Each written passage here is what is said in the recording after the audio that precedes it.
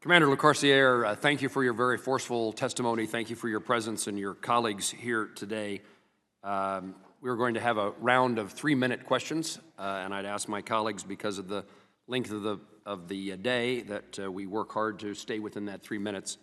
And I now recognize myself for that first 3 minutes. Commander, are you hearing concerns from veterans whose conditions are not covered by presumption of service connection, or whose locations or years of service are not included in existing presumptions? If so, are you voicing these concerns to the VA, and what are you being told by the Department of Veterans Affairs? Chairman Moran, the American Legion cares deeply about this and how it impacts our veterans. But at this time, to give you a more clear response, I'd like to turn it over to Director Cole Lyle of VA&R. Director. Thank you, Commander, and thank you, Mr. Chairman.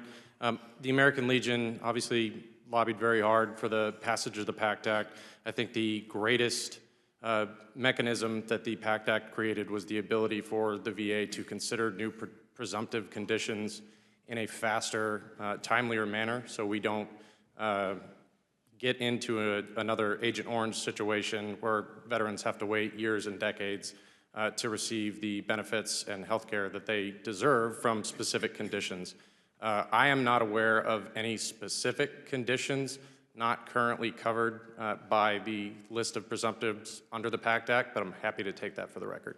Let me thank you for your answer. Let me follow up with a reminder that Title II of the PACT Act established a new framework to make decisions regarding new presumptions and of service connection, which hopefully intended to make it easier for non-toxic exposed veterans to file for, receive, and receive disability compensation.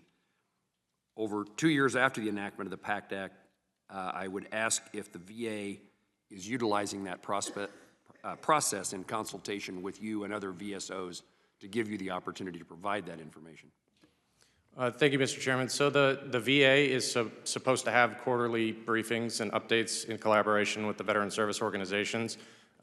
They have not been occurring on a regular basis, and we have expressed concerns to VA officials about those meetings to continue to have a collaborative discussion on new presumptive conditions. Thank you. I will do the same thing. Commander, could you speak to the important role that state veterans' homes play in caring for our nation's veterans, and why, at least in my view, it's critically important to increase resources for the creation of new homes as well as renovate and expand existing homes? Chairman Moran, again, thank you very much for that question. And because the American Legion cares about this with our veterans and how they're impacted by it, for more clarity, I'd like to turn that back over to Director Cole once again. Director.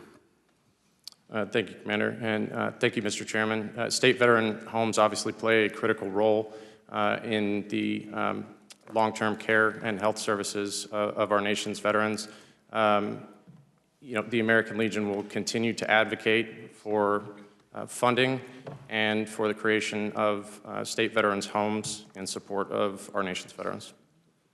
Thank you. I now recognize the ranking member of the House, Representative Takano.